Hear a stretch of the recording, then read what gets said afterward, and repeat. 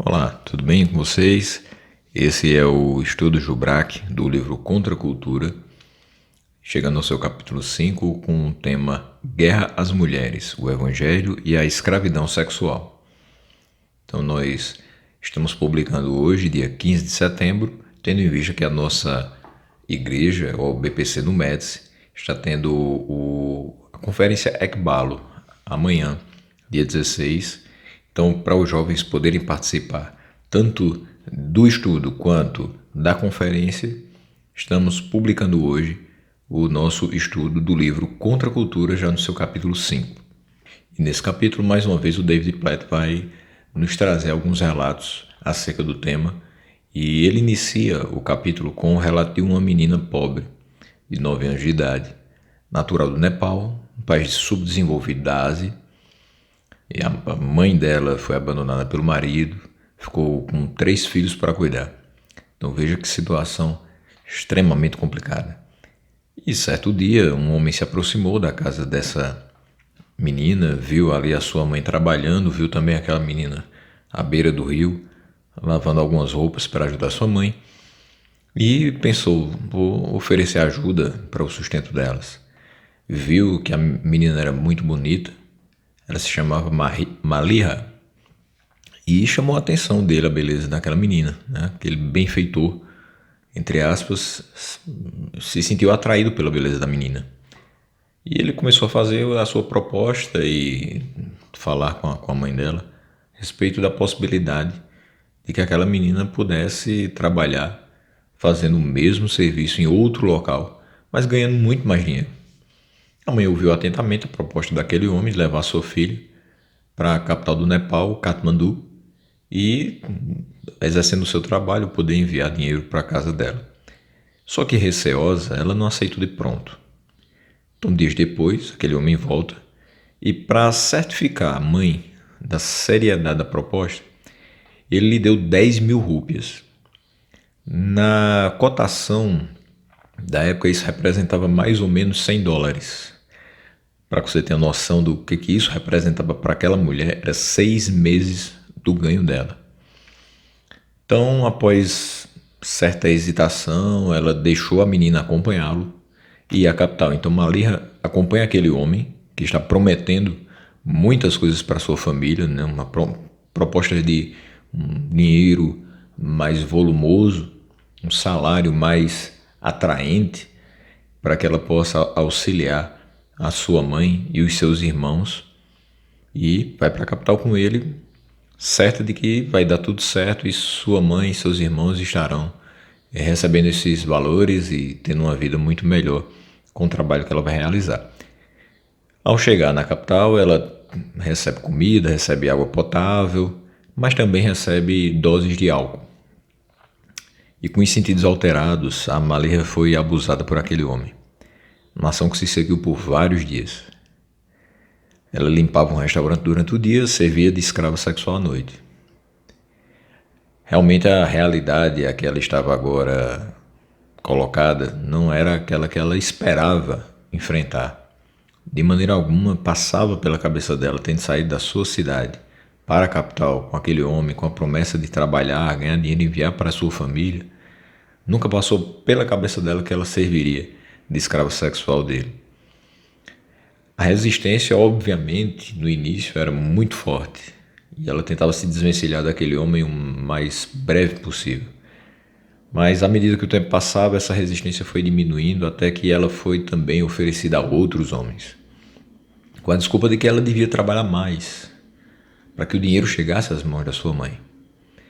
E nem dinheiro, nem comunicação. As pessoas não sabiam nada de Maliha.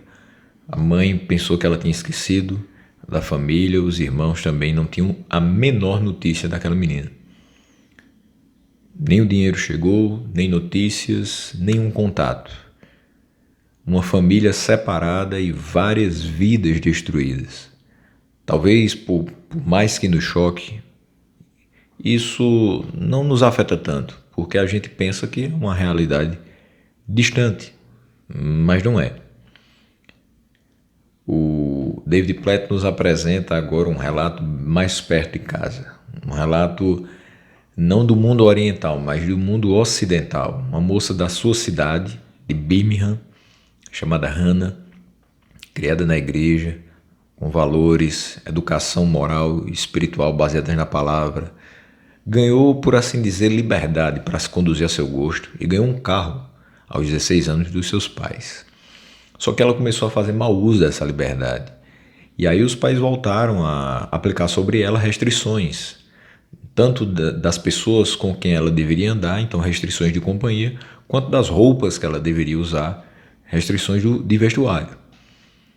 Mas aí Hannah já estava muito enturmada com outras pessoas, agora não mais da escola, mas da universidade. E ela conhece Molly, que é uma garota totalmente livre e solta e sem os mesmos valores que ela na sua criação. E essa menina Molly apresenta ela a um rapaz chamado Mark, que inicialmente começa a lhe tratar muito bem, lhe trata como uma rainha. E ainda traz para ela a possibilidade de ganhar dinheiro com a sua beleza, como modelo fotográfica. Ele diz, olha, você é muito bonita, você pode ser modelo fotográfica. Você tira algumas fotos, a gente envia para uma agência e, olha, vai ser fantástico para você.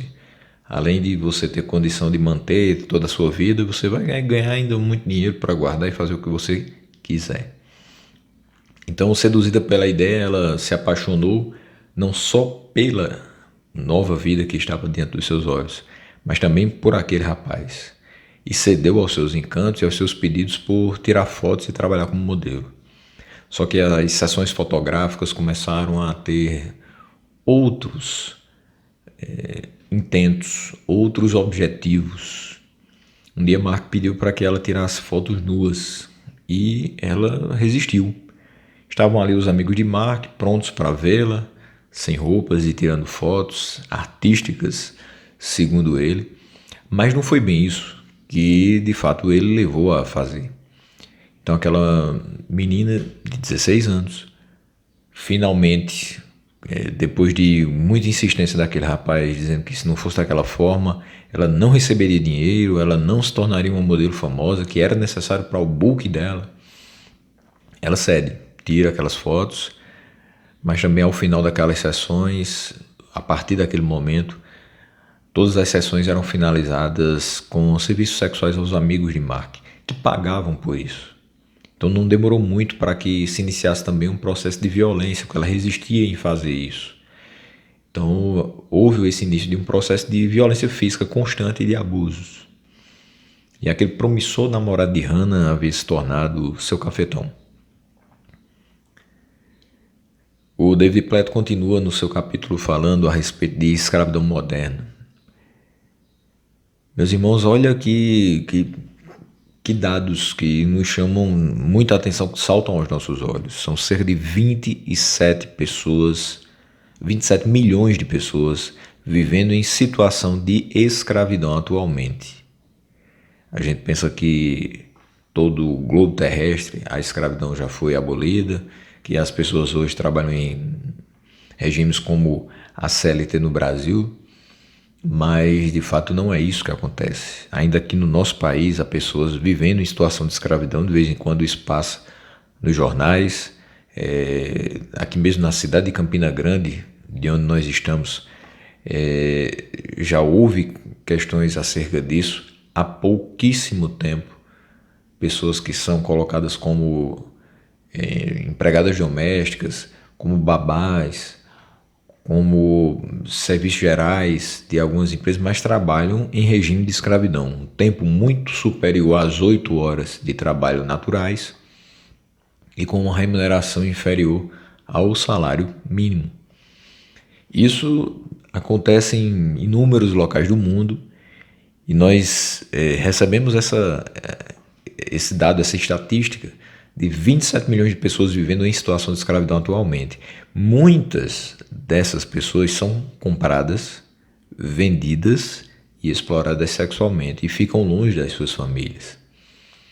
Muito disso que se apresenta, desse número expressivo e gritante, é de pessoas que, infelizmente, foram vendidas para serem exploradas sexualmente muito longe da sua terra natal.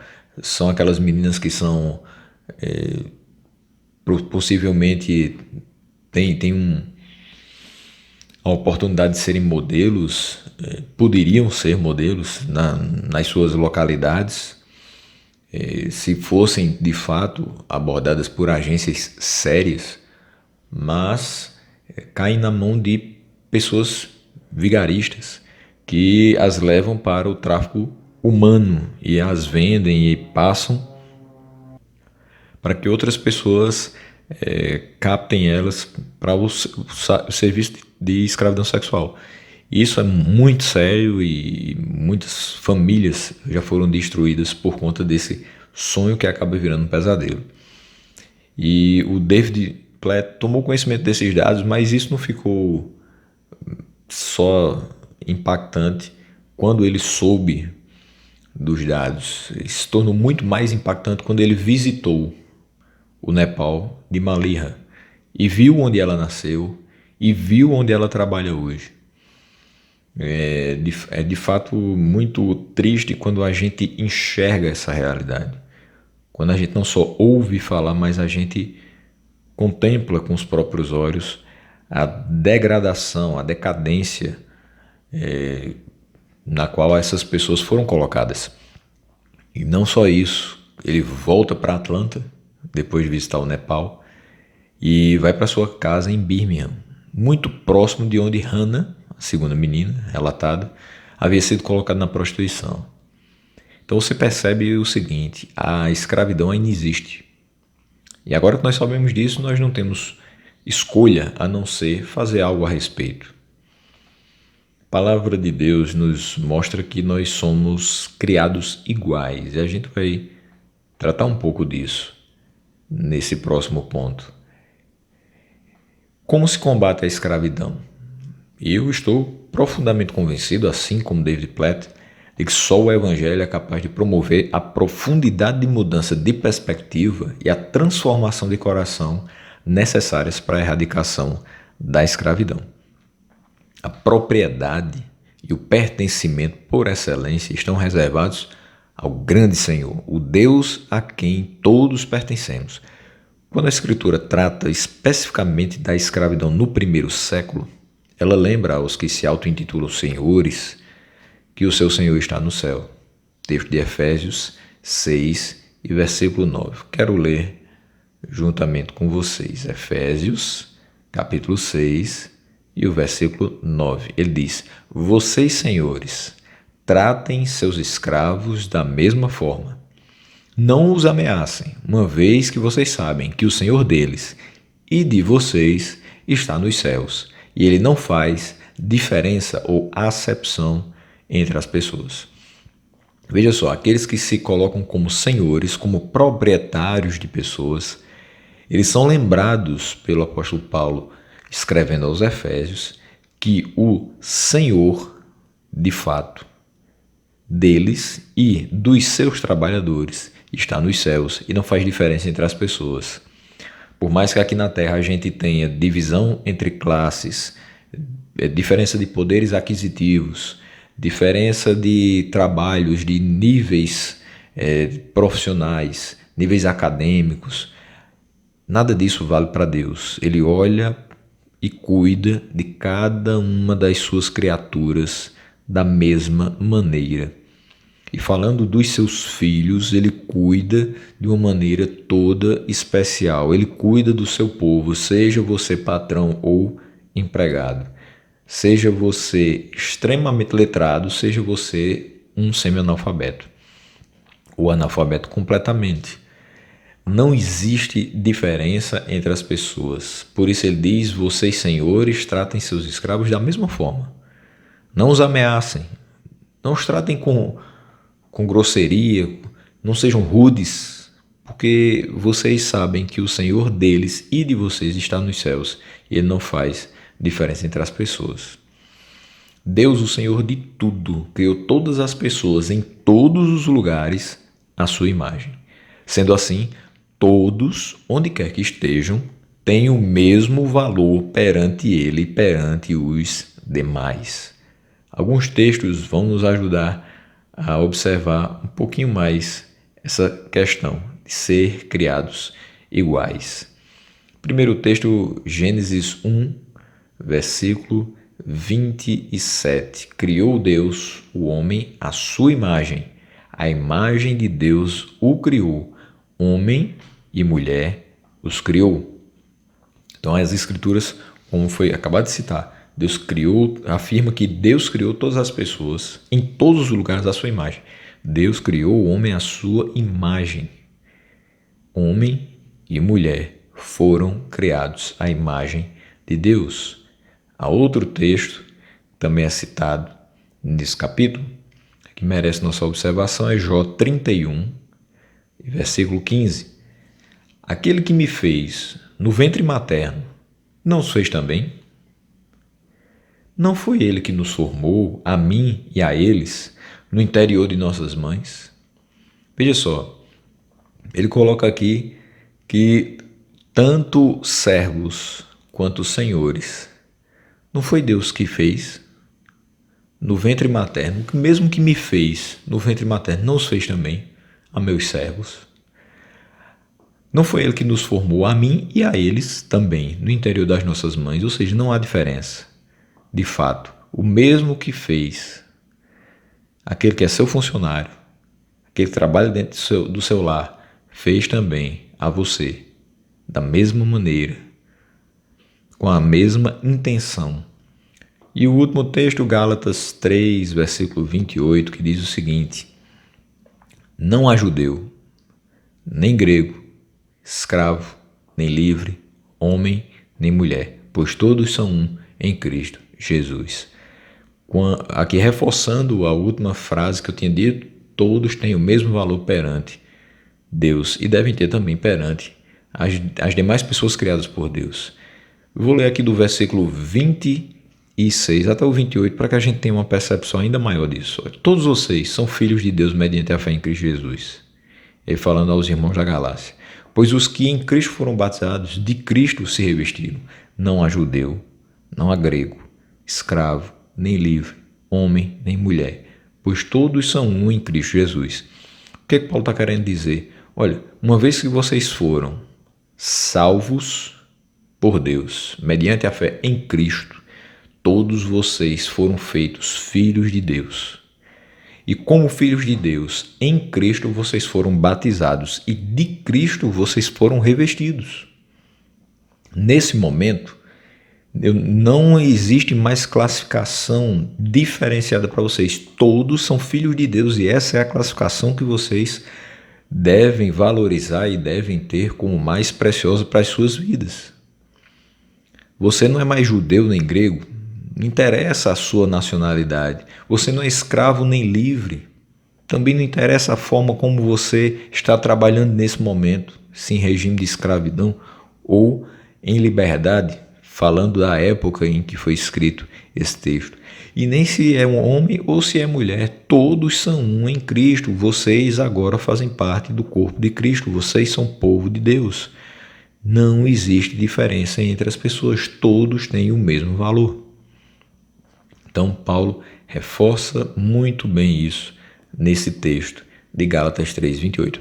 Muitas culturas no mundo, porém, não acreditam que Deus tenha criado todas as pessoas com a mesma dignidade. Nós observamos nesses três textos, Gênesis 1, 27, Jó 31, 15 e Gálatas 3, 28, que Deus fez todos, criou com o mesmo propósito. Todos têm o mesmo valor perante Ele e perante os demais. E todos que foram encontrados por Deus e foram salvos pela sua graça mediante a fé em Cristo e nele foram batizados e revestidos, todos eles foram feitos filhos de Deus. Mas nem todas as culturas pensam dessa maneira. Muitas culturas muçulmanas, hindus, budistas, animistas e ateias, no mundo todo, por exemplo, negam o valor das mulheres de várias maneiras. Uma vez que a mulher é vista como um ser de menor importância, menos nobre ou menos digna do que o homem, ela é mais facilmente descartada como um objeto a ser usado, abusado. E esse drama, o seu drama, é mais desprezado ainda na prática pelas autoridades de um país. Se aquele país tem uma determinada lei baseada nos princípios dessas religiões, ela pode ser tranquilamente desprezada pelas pessoas que regem os destinos daquela nação. Por quê? Porque ela é vista como um ser de menor importância, um ser de menor valor, com menos dignidade. Ela não vai ser bem tratada e valorizada como, de fato, nós enxergamos isso no cristianismo. Então, levando em consideração o caso da Índia, por exemplo, há uma realidade de que algumas famílias entregam suas filhas ao templo aos 12 anos de idade. 12 anos de idade. A gente viu aqui a história de Malia com 9 anos, por uma questão de necessidade financeira. A mãe acabou cedendo e ela foi trabalhar e foi entregue àquele homem que a levou a Katmandu e aconteceu o que aconteceu. Porém, aqui nós agora estamos verificando uma situação ainda mais complicada. Qual é? É que, utilizando-se de preceitos religiosos, pessoas levam suas filhas aos 12 anos como oferta aos deuses, para que elas sejam usadas para fins sexuais. Não é de admirar, então, que essa cosmovisão leve centenas de milhares de meninas a trabalhar nos prostíbulos de megacidades indianas, como Mumbai, Delhi, Calcutá. É uma triste realidade, mas não pode passar despercebido por nós. Isso não é simplesmente lá. A gente fala aqui, cita a questão da Índia, por uma questão também religiosa, de preceitos religiosos sendo usados para a escravidão sexual. Mas há muitas meninas abaixo da idade, da maioridade, muitas adolescentes, muitas crianças sendo exploradas em prostíbulos de várias grandes cidades. Mas há também um paralelo que é colocado nesse nosso capítulo 5 entre a escravidão e a pornografia. Veja como é também importante perceber esse paralelo, essa comparação que é feita ou essa ligação que existe.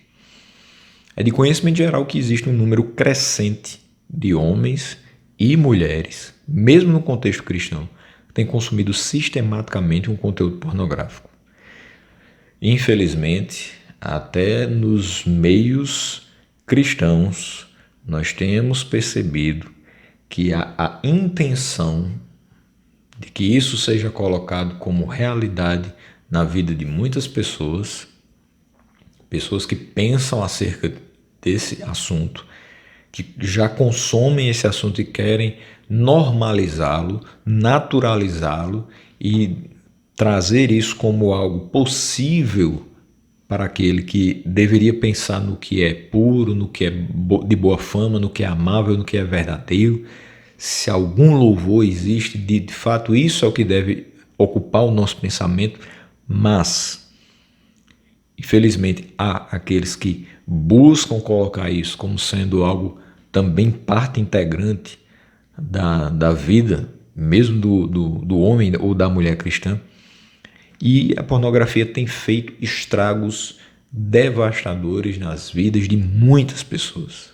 Tem estragado não somente a sexualidade delas, mas também tem acabado com a vida de muitos que participam diretamente dessa indústria que promove, que produz e que incentiva esse tipo de coisa na vida das pessoas. Pornografia é um problema grave de diversos ângulos, mas não deve se perder de vista a sua ligação com o tráfico sexual. Um estudo da Melissa Farley, uma pesquisadora americana, abordou o estreito vínculo entre prostituição e pornografia. Veja só, cerca de 50% das prostitutas em 9 países relatou que há produção de pornografia durante a sua atividade de prostituição. Ela fez uma pesquisa com 900 prostitutas em 9 países diferentes.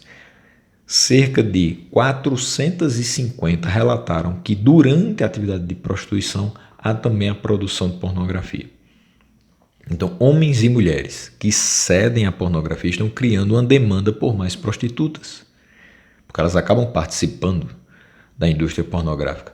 E isso, por sua vez, abastece também a indústria do tráfico sexual.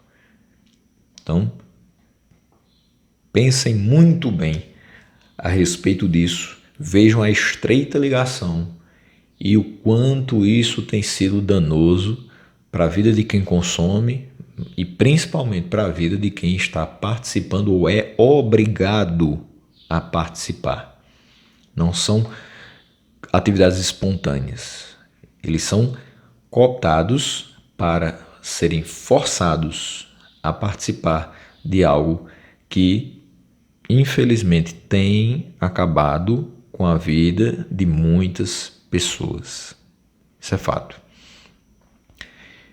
Como combater a escravidão, então? Combatendo com o Evangelho. Nós já vamos aqui para os pontos finais do nosso estudo. Combatemos a escravidão primeiro crendo no Evangelho, compreendendo que somente o bom, santo e amoroso Deus Criador é Senhor de todas as pessoas. Em segundo lugar, aplicando o Evangelho, vivendo a verdade, segundo a qual todos foram feitos à imagem de Deus. Textos que nós lemos aqui. Vou ler mais uma vez o texto de Gálatas 3:26. Todos vocês são filhos de Deus mediante a fé em Cristo Jesus. E todos foram feitos à imagem de Deus. Portanto, devem ser respeitados e jamais escravizados. Por fim, devemos combater a escravidão proclamando o Evangelho, fazendo tudo o que pudermos para dizer aos que vivem na mais completa angústia que há esperança verdadeira em Jesus Cristo. Eles não podem se entregar às desventuras da sua vida, se entregar às tristezas e angústias advindas desse tipo de atividade, se entregar aos momentos de dor, de vergonha, aos momentos de decadência, de degradação que a escravidão sexual faz com que a pessoa seja vítima. Mas eles precisam saber que há esperança verdadeira em Cristo. Esperança, inclusive, principalmente, de que esses momentos acabem, de que esses momentos não façam mais parte da sua realidade. O Evangelho cristão não descreve Deus como um Senhor que distribuiu uma lista de exigências para homens e mulheres executarem como escravos, a fim de agradá-lo, a fim de pacificá-lo, deixá-lo tranquilo e satisfeito. Ao contrário, o Evangelho descreve Deus como o Senhor que diz: eu vou encontrar vocês onde estão, na profundeza do seu pecado, na profundeza do seu sofrimento, onde vocês estiverem, e eu vou salvá-los. Eu os restaurarei, eu vou redimi-los, eu vou comprar vocês com o sacrifício da minha vida, para que um dia vocês estejam livres de todo o pecado e de todo o sofrimento. Por fim, o nosso capítulo traz esperança e cura. Um dos amigos do David Platt, que já foi citado em outro capítulo, o Jack, tem exercido seu ministério no Nepal, o país de onde Maliha saiu para fazer aquelas atividades de escravidão sexual. Ela foi até a capital Katmandu, a princípio com um benfeitor que a levaria a trabalhar mais e ganhar mais dinheiro para sua família. Infelizmente, tudo findou como findou. E ele, lá no Nepal, o Jack lidera uma coalizão, uma junção de 40 organizações centradas no Evangelho, que trabalham juntas para combater o tráfico sexual de diversas maneiras. Entre essas maneiras, entre as estratégias que eles utilizam para o combate ao tráfico sexual, eles utilizam a educação, trazer a oportunidade de, através do estudo, através do preparo acadêmico, essas pessoas não terem a necessidade de se entregarem ao tráfico sexual, ou talvez não terem motivos para cederem, ou não terem hesitação de se juntar àqueles que sabidamente vão levá-las à exploração sexual. Não somente a educação, mas também a prevenção, mostrar qual é a dura realidade, a verdade nua e crua de que pessoas que são compradas para serem vendidas em outros países, para serem exploradas, elas perdem suas vidas, elas perdem a sua dignidade, elas perdem a oportunidade de saber que a vida é muito mais do que o valor monetário que a gente pode ganhar no final do mês, do que as coisas que a gente pode conseguir com um trabalho tipo esse. Talvez seja rentável no início e depois a pessoa fica presa naquilo ali e não tem como sair mais.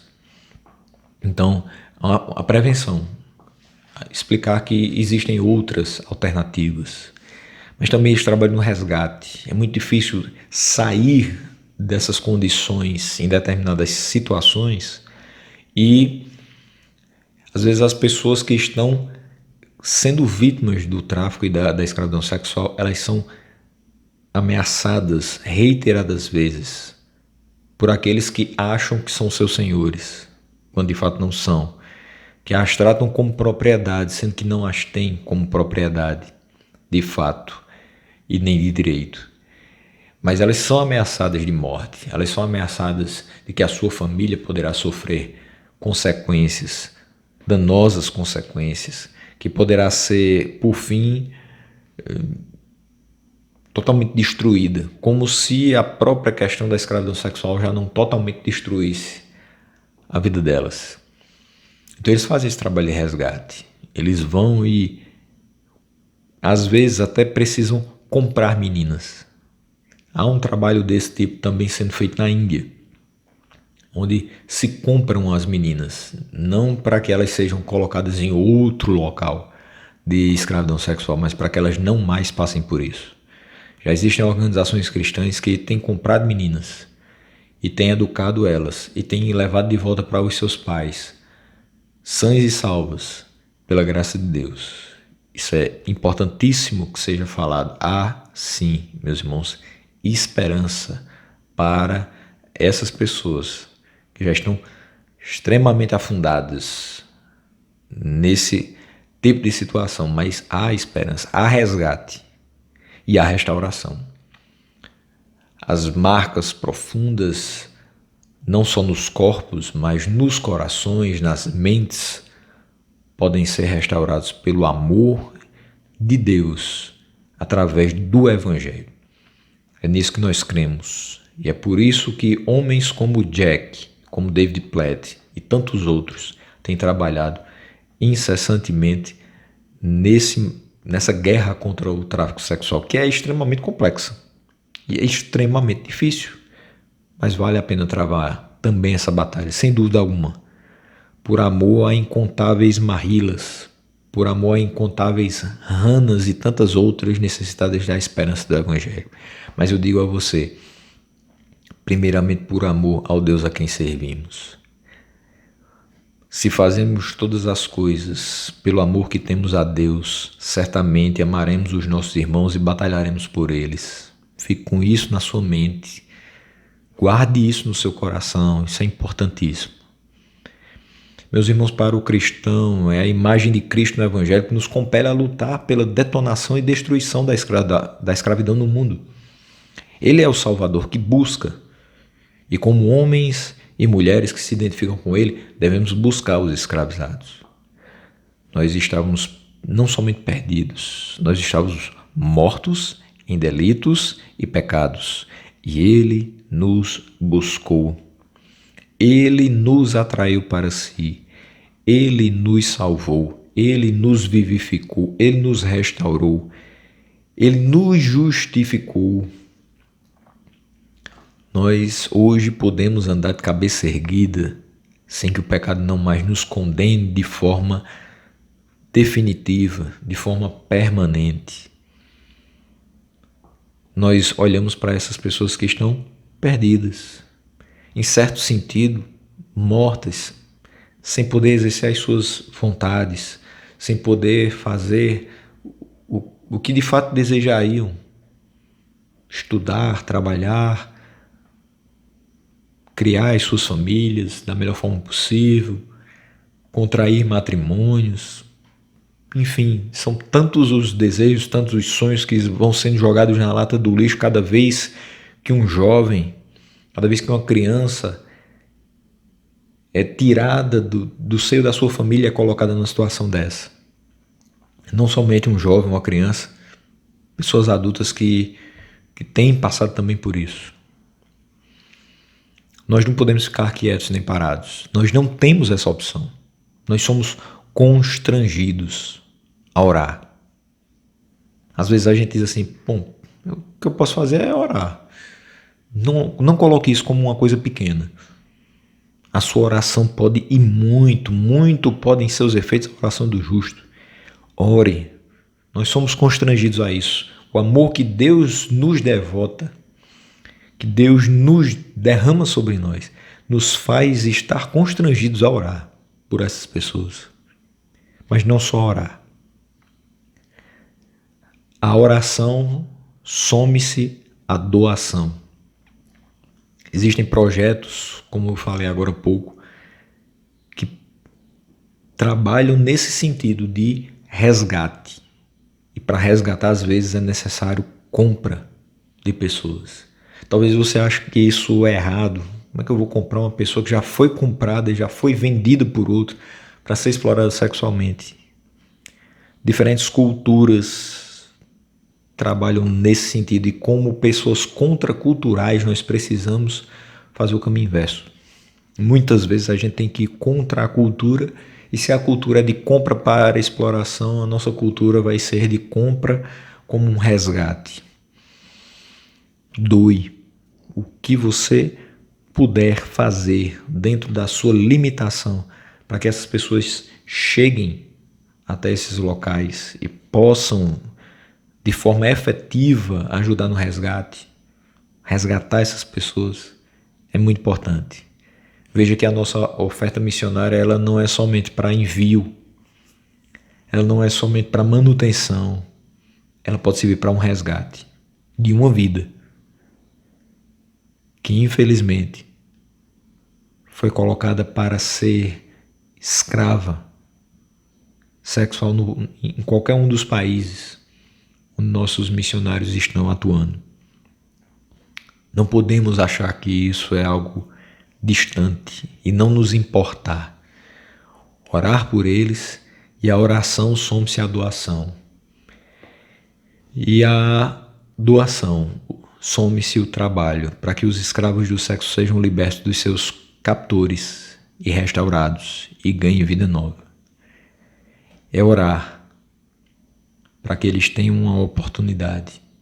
É doar para que haja o resgate, e é trabalhar para que haja uma restauração.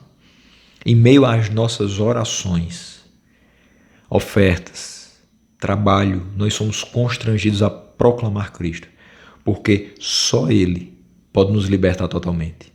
Nós somos constrangidos a lutar de todas essas maneiras, tendo na mente a verdade do Evangelho, levando no coração o poder do Evangelho e trazendo nas mãos o amor do Evangelho. Que você possa refletir acerca de tudo isso que foi falado. Que Deus fale ao seu coração e que você se sinta constrangido a ser contracultural. Que você se sinta constrangido a fazer um pouco mais, em amor a Deus, em amor a tantos que estão necessitados da esperança do Evangelho. Que Deus te abençoe.